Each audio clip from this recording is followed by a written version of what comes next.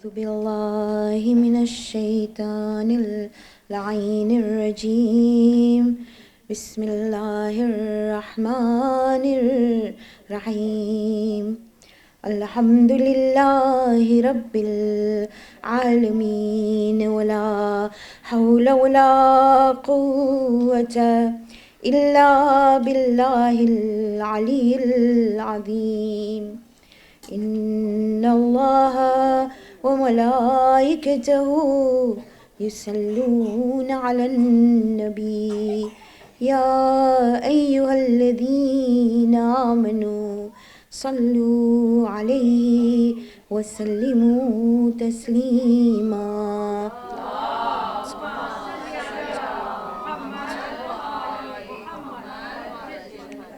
ثم السلام على آله الطيبين الطاهرين المعصومين المظلومين ولعنة الله على أعدائهم الأجمعين إلى يوم الدين صلوات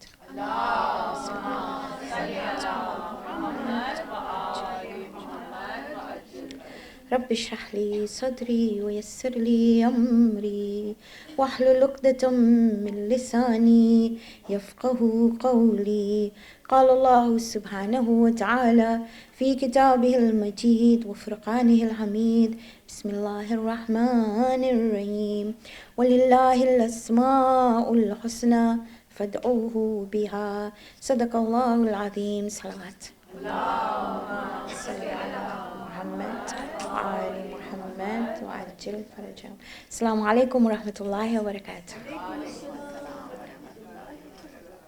So we've been looking at Asma al-Husna, or the attributes of Allah, and you have a chart in front of you, I hope. I'm going to recap over the ones we've done. On the first day we had a little bit of an introduction and we looked at Allah, and I told you that if you took those 99 names and you melted them into a pot, the result would be Allah. Synonymous with Allah is Rabb. They're both literally linked together. And we also talked about how the prophets would only use Rabb, Rabbi, or Rabbana. And for you and me, it's the only name of Allah you can personalize. You cannot say Maliki or, well, you can, but you don't. In the Quran, the only way the personalization is only through Rabb. So my Rabb, my team. That's the one you personalize. Then we looked at Ya Hayyu Ya Qayyum. And I told you very briefly, Ya Hayyu was basically like he's always online. Absolutely always. And Qayyum is the moment you want something, say something, it's there. But at his time. Okay? And we'll go over some of these later on. We then looked at the 3 R's, if you remember. It was yesterday, remember that? We did 6 R's. The 3 R's were Rahman, Rahim, and Ra'uf. Do you know the numbers? 1, 2, 83. Now, like I said, I use these codes for my phones, for my alarm, or now you know. But whatever they are, I mix and match them. And that way I remember them a lot, or the ayat of Quran. So Rahman, Rahim, and Ra'uf basically signified compassion. So you had one which was immediate. You had one which was constant. Rahim was constant. But it was more like guidance to those who subscribe to Allah. Right? And then we talked about Ra'uf, which was he's the only one who understands what's happening to you. I said there were 6 R's. The other 3 we looked at was 1, Rahmatul lil Alameen, because the Prophet is known as Ra'uf. Then we looked at Imam al-Ra'uf as Imam al-Rida. And then people on the earth, walking, talking people who are with you and me, who are representatives of Ra'uf, are known as Rafiq, or friends. So we talked about this. Now today we're going to look at everything that's green on your map. So you've got some green things. And you've got 4 jigsaw pieces that are green. The reason why we did a jigsaw puzzle was because have you ever done jigsaws? Hope you have. If one piece is missing, it bothers you. You know, you think, oh God, it's just incomplete. Well, it's the same with Allah. All these 99 attributes comprise Him. So if you look at the green bits, you've got 4.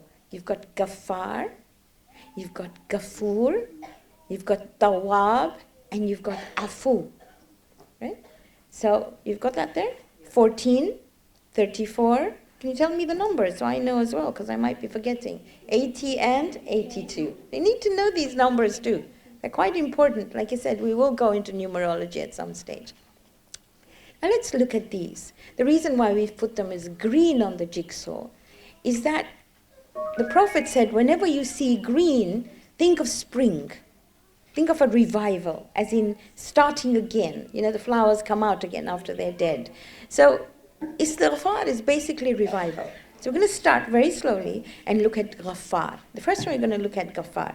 And let's have a look at what Ghaffar means, right? So no matter how many times you do things, no matter how far astray you go, no matter how many sins you've committed, Al-Ghaffar is the one who accepts you again and again and again. That door is always open. That's Ghaffar. Somebody came to the Prophet and said, Ya Rasulullah, but what if I do this? Something wrong. And the Prophet said, Allah is Ghaffar. Acknowledge it. He said, what if I do it again? And the Prophet said, Allah is Ghaffar. He said, what if I do it again? And he said, Allah is Ghaffar. And he said, doesn't Allah get tired of forgiving? He said, Allah will never get tired of forgiving, but you will get tired of doing what you're doing. That is Ghaffar. So Ghaffar, when you think of Ghaffar, think of a door. Think that door is always there. All you and I have to do is knock and go in. To knock means to acknowledge. To acknowledge the fact that what I'm doing is wrong. And the more I tell myself what I'm doing is wrong, the more my mind itself will teach me not to do it. I'll give you an example. Say you all have phones, right? You like picking up the phone. I do too, okay? So say you and I picked up the phone. And every time you picked up the phone, there was a friend of yours, so I wouldn't call them a friend, but there was an acquaintance of yours who liked to tell you about what was going on. And those are the people you call because they're interesting. So now what's happening in the world today? Who's doing what? And she'd be the one who'd give you all the juicy, shall I call it halal gossip? Okay. So you pick it up. Now say, for example, before you picked up the phone, you said, Bismillahir Rahmanir Rahim. Do you think for 1 minute you'd be able to listen to it? You might the first time, but something here would say, actually, I should say, Bismillah Shaitan, because this is not good stuff, right? So Ghaffar is one who continually forgives. We'll go to the other ones in a minute. He continually forgives until you get tired of doing what you're doing. That's the way it works. He's phenomenal. Don't let anybody tell you you're gone, you're inexcusable, you're unpardonable. It will happen. It will happen. So that habit that is ingrained in you, just a moment you want to do it, say Ya Ghaffar. Continually Ya Ghaffar, and see the difference it makes. See, Mighfar in Arabic is a helmet. It covers you. Right? So when you say istighfar, you are asking Allah to cover you. If I'm asking Him, I'm talking about me, I'm asking Him to cover me from the consequences of the sins that I have committed. That's what istighfar is all about. It's not about somebody else, it's about me. It's what I'm doing, right? So there are a couple of ayat of Quran, but I will go into them a little later when I finish this. Now the next one that you're going to look at is Ghafur, right? Now if you look at Ghafur, so Ghaffar, you're thinking of a door, right? A door that's always there, you knock, it's always open, always, never locked. Ghafur, think of a heart, and think of the middle of the heart. Al-Ghafur is the quality of Allah that penetrates the deepest part of your heart and forgives the most awful sin you think you've committed. That's Ghafur. Ghafur is that which will veil that sin. Ghafur is He who will make you understand that it's okay. You'll be able to make up for it. You can't tell anybody it because it's awful. And I'll go through some examples in a minute, okay? Let me give you one example and then I'll go to another one. So there was this man came up to the Prophet and he said, Ya Rasulullah, I have PTSD. He didn't say PTSD, I'm using those words. He says, I can't sleep at night. I have post-traumatic stress disorder. What's wrong? He says, I keep on seeing this daughter of mine that I buried. I keep on seeing her saying, Ya Abi, oh my father. So let's go to Quran. Quran says, وَإِذَا مَوْعُودَةُ سُعِلَتْ بِأَيِّ ذَنْبٍ قُتِلَتْ. The day of judgment will be the day when that newborn baby that was buried alive will say, for what reason did you kill me? That's, they didn't kill their daughters because they hated them. La. Because in that society, the men saw that they used and abused women. So they loved their daughters so much, they said, I'm not going to subject my daughter to this. I would rather see her under the earth. They had a logic. It's a very skewed logic. Very skewed logic. But they had a logic. Right? So he said, I keep on seeing this. And the Prophet said, Allah is Ghafur. Do you have a mother? He said, no, I don't have a mama. He said, do you have a father? He said, no, I don't have a father either. He said, do you have a masi? You know what a masi is? Mom, sister. Khala, you call it, right? He said, yes. The Prophet said, go and serve her. Don't let her be sad ever. And Allah will forgive your sins. So when you come to Ghafur, there are methodologies. There are ways to do it. I'm going to go back to Ghaffar just so you know what happens, right? And it's really amazing. So Surah An-Nur, Surah number 71, please write this down because I have not known such a beautiful ayah. Well, I'll say that about each one, but let's go to this one. Ayah 10 to 12, okay? So he says, فَاسْتَغْفِرُوا رَبَّكُمْ إِنَّهُ كَانَ غَفَّارًا. Ghaffar, you see that word? Do istighfar of your Rabb, he is Ghaffar. Go again and again and again. Now, that's not all. He says, يُرْسِلُ السَّمَاءَ عَلَيْكُمْ مِدْرَارًا. If you do istighfar. By the way, who does istighfar? One who has sinned. Agreed? So he says, if you have sinned and you do istighfar, he will open up the heavens and he will give you lots of rain. Then he says, وَيُمْدِدْكُمْ بِأَمْوَالٍ وَبَنِينَ. He'll give you wealth and children. وَيَجْعَلْ لَكُمْ جَنَّاتٍ. He will give you gardens under which rivers run. To whom? To those who have sinned. Imam Ali is sitting with his companions. I'm talking about Ghaffar here. Imam Ali is sitting with his companions and a person comes and says, Ya Ali, I need an increase in sustenance. He says, do istighfar. Read Astaghfirullah Rabbi wa atubu ilayh. Another person comes, he says, children. Ya Ali, I don't have any children, I want children. Do istighfar. Another person says, I want to get success in everything I do. For the young ones here, I want my exams, I want to get qualification, I want work, whatever you want to do in life. I want success. Do istighfar. When they went away, one of the companions says, Ya Ali, 3 different ailments and 1 medicine. Doesn't work. He said, read Surah An-Nur, ayah 10 to 12. He wanted children. What does Allah say? I'll give you children. I'll open up the skies with rahmah. You know what? When you're sitting, waiting, when you're waiting for to go out for a car, for a bus, for a train, what stops you and me from saying Astaghfirullah Rabbi wa atubu ilayh, and thinking of all the things that you've done in that day that are just not right. Just not right. And hopefully the next day they will reduce and they will reduce and they will reduce. That's when you call Ghaffar. Ya Ghaffar, forgive me. Ya Ghaffar, like you forgave Hur, Hussein forgave Hur, I give you the wasila of Hur, forgive me. Ghafur, when you have something inside you that you can't tell anybody. You know what? All of us have something that hurts.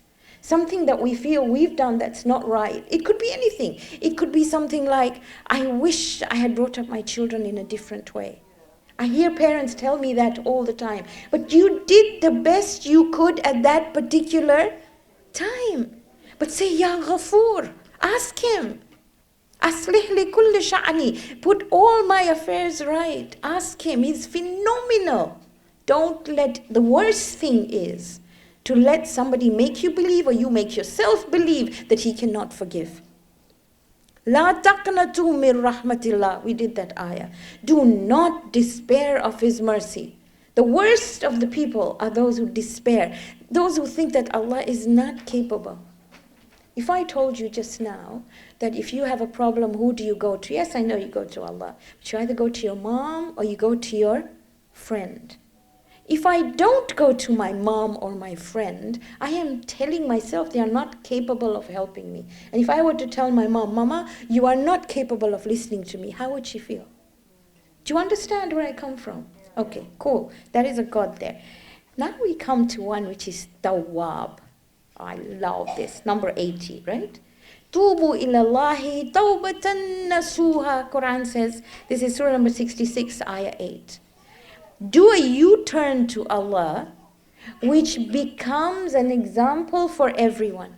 Tubu ilallahi tawbatan nasuha. A U-turn. Anything wrong I'm doing, come back. Now see what he says. Again, this is a sinner.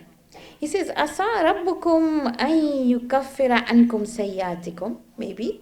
He will cover everything. Kafara is to cover. He will cover all your sins. And then, this is quite amazing. وَيُدْخِلَكُمْ جَنَّاتٍ تَجْرِي مِنْ تَحْتِهَا الْأَنْهَارِ. And he will make you enter Jannah. But Ya Allah, you are talking to the person who went astray completely. And now you're saying, do tawbah and come back. So what do sins do to you and me? Sins tear your soul up and my soul up. Tawbah stitches it up together. So when I think of Tawbah, I may think of a U-turn, but I think of a needle and thread. And a needle and thread is not easy. Have you ever had stitches? Especially when you're awake. God help you. Okay? They hurt. Tawbah is not easy. Tawbah is acknowledging stuff first. Promising I will not get into this situation again, ever. And then doing something good. I'll come to the ayah that tells you what to do. But first I'm going to tell you a story because it's the only way you remember. So there's this young man, weeping like a mother has lost his child. Masjid al-Nabi at the entrance, weeping, like really crying. So there's a companion of the Prophet called Ma'ad ibn Jabal. Ma'ad ibn Jabal cannot see this at all. So he runs to the Prophet's house, which is only next door. You know, it's attached. And he says, Ya Rasulullah, there's a young guy who just won't stop crying. He doesn't want to tell us anything. You can imagine if somebody walked in here and just weeping, not at Masa'ib, we'd all go and say, what's happened? What did Sayyidah do to you, right? So, sorry. So we go. So we do that and find out what's happening. So in the same way these people said, Faiza actually meant you. So what's happened? And we'd go and ask her that. So the Prophet comes and said, what happened? What's the matter? He said, I've sinned. I'm so bad. My sin is so bad that I can't recount it. And the Prophet said, even if it is as big as a mountain, even if it's a sin that reaches up to the sky, even if it's sins that's more than the grains of sand on the beach. I'm like, you think Allah is that small? You think that He's that hakir, that weak, that He cannot forgive your sins? And he says, I'm just telling you, what I did was really wrong. He says, Ya Rasulullah, I'm a grave robber. Not only that, when young women get buried, I violate them. The Prophet walked away. Just walked away. He didn't want to be there. He just went home. Couldn't handle it. Didn't say anything, just walked away. The young man went into the deserts of Arabia, away from Makkah, away from everyone, and he just wept and wept and wept. And he said, Ya Allah, show me. Show me a way that you've forgiven me, because I do not want to be like this in front of you on the day of Qiyamah. I'm just trying to tell you the way to do istighfar, and I'll tell you what the ayah did. And an ayah was revealed to the Prophet. Please write it down so you know it. 3135. الَّذِينَ إِذَا فَعَلُوا فَاحِشَةً أَوْ ظَلَمُوا أَنفُسَهُم. The one that does an awful deed, awful, or has been unjust to himself. Number one, this is Quran. Number one, dhakarullah. Remember Allah straight away. Done something wrong? Dhakarullah. right? 2, فَاسْتَغْفِرُوا ذُنُوبَهُمْ. Ask for forgiveness of your sins. The reason why a sin is called dhanb is a tail. Because it follows you wherever you go. Whatever you see, it brings it back. So ask for forgiveness for that. And then he says, وَمَنْ يَغْفِرُ الذُّنُوبَ إِلَّا اللَّهِ. The only person who can forgive you is Allah. Then what he says? وَلَمْ يَسِرُّوا عَلَى مَا فَعَلُوهُ. Never go back. Promise yourself that you won't go back to what you are doing. وَهُمْ يَعْلَمُونَ. And he knows. Okay, so that's it. Now, what do you do after that? After that, you revive your belief. How do I revive my belief? By doing amilus salihat. Now, when people translate amilus salihat, they say a good deed. Have you heard them? They say a good deed. That's not a good deed. Aslaha, salihat, is something that fixes. Fix yourself first. That which is torn inside you, stitch it up. Promise you will not do it again. And go and help other people as well. I have a friend, very good friend of mine. I knew her from school. So she had a problem. She wasn't a Muslim, and for her it was okay to drink. So she used to drink a lot. And every time I met her, I was with her, I used to say, it smells. You just smell. Although she promised she wouldn't drink the day she met me, okay? But she still smells. Anyway, fast forward a few years. She invited me home, and suddenly I see this person who's completely different. And she tells me about this ayah of Quran. Tubu ilallahi tawbatan nasuha. And the way she fixed it, because I used to have a go at her all the time. I don't think it was me, I think it was her herself. The way she fixed it was she started a group, and most of you know the group's Alcoholics Anonymous, right?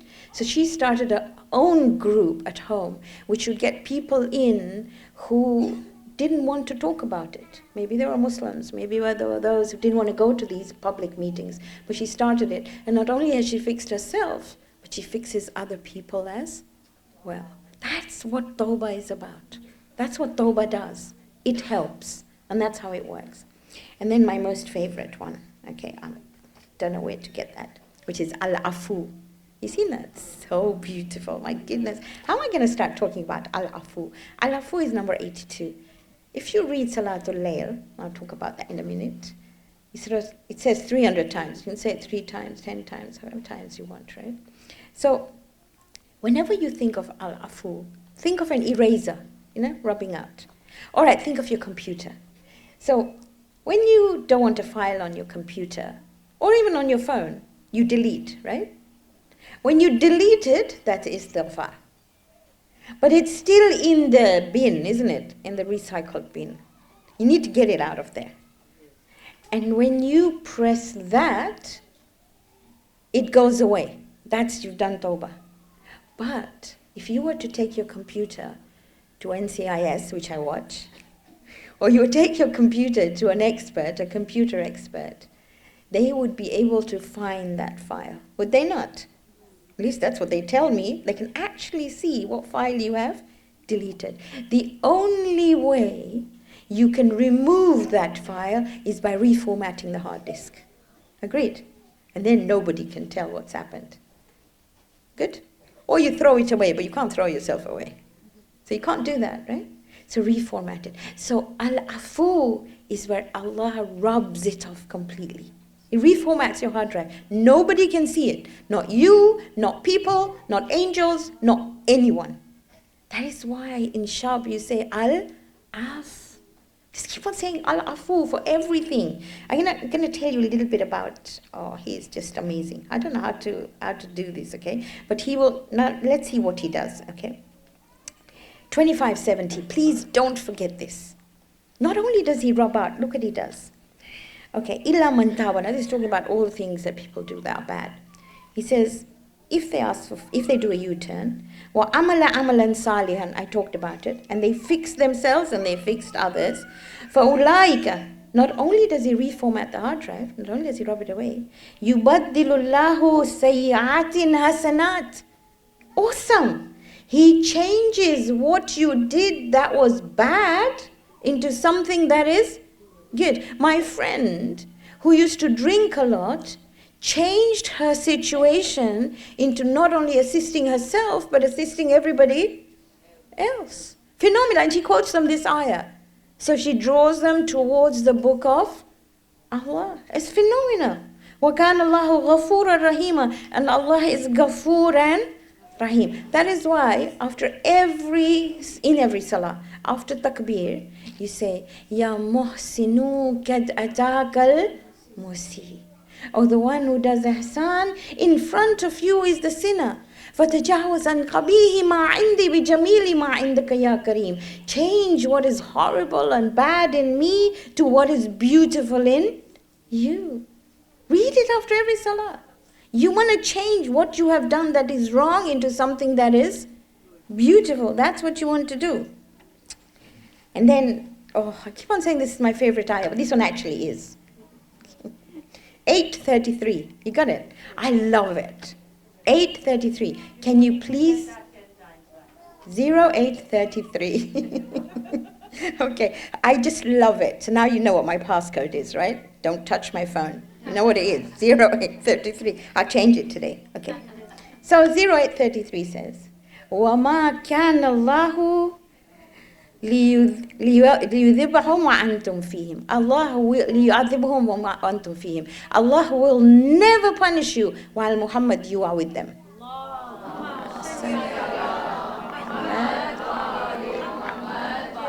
And you know.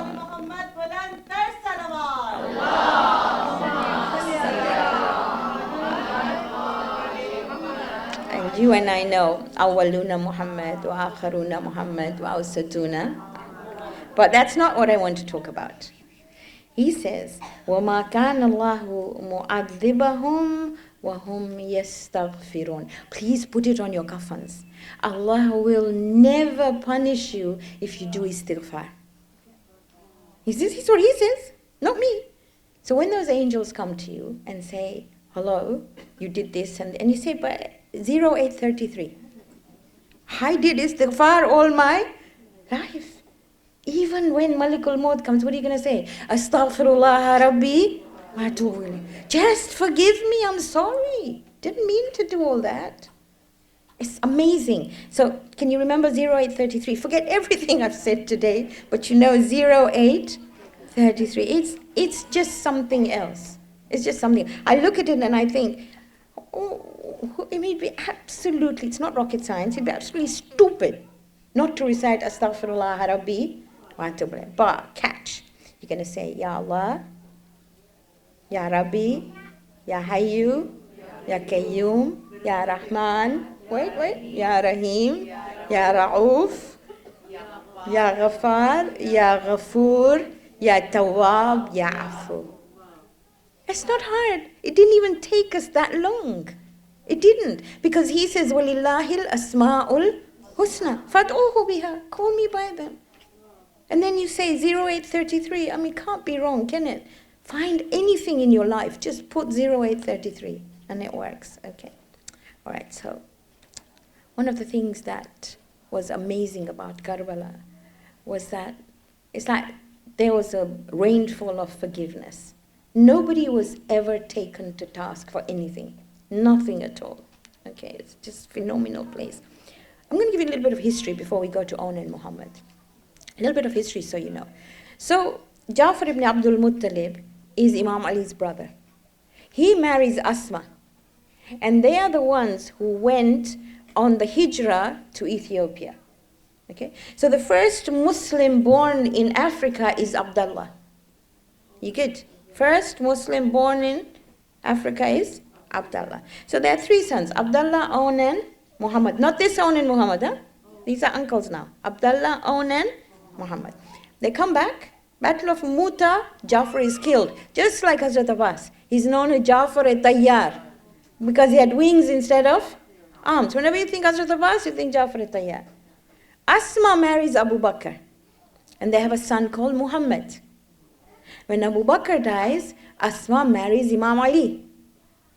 Why am I saying this? Because you're all looking at me like, really? Yes, really. Okay. They had two sons. Yahya and Aun. And who was Asma? She was Bibi Fatima's confidant, best friend. If anything like that happened in our community, we would make them natwar. Would we not? Yet, look what happened. This is history. But we don't want to listen to history. We just don't want to listen. To us, there is something in our brains that doesn't tell us what is halal and haram. It tells us my way or the highway. Or my views. Let's look at what Allah says. Okay? I'm not suggesting you go marry so many people. What I'm trying to say is that just listen to history before we start condemning people. Okay. So now, Abdullah first Muslim born in Africa, marries Sayyidah Zainab. Who is Sayyidah Zainab? Imam Ali's daughter. Oh, and Abdullah is Asma's son. Oh my goodness me. Anyway, so they married. Abdullah is known as Abul Masakin, the father of the orphans, of poor people. He looks after them all. He didn't go to Karbala because he was looking after them. Okay. And our Zakira is phenomenal because she will tell you in Masaib about Aun and Muhammad. I just want to tell you a little bit. They have 6 children. We normally we hear about only 2. So the first one of them was Muhammad al-Akbar. He was killed in the Battle of Siffin. Then you had Aun. Then you had Muhammad al-Askar. These are the 2 that we normally talk about. Then you had Abbas, you had Ali and Kulthum. Just historically what happened. So I'm just going to take you very briefly for 2 minutes to Karbala. So in Karbala, if you can imagine, they're young, they're very little.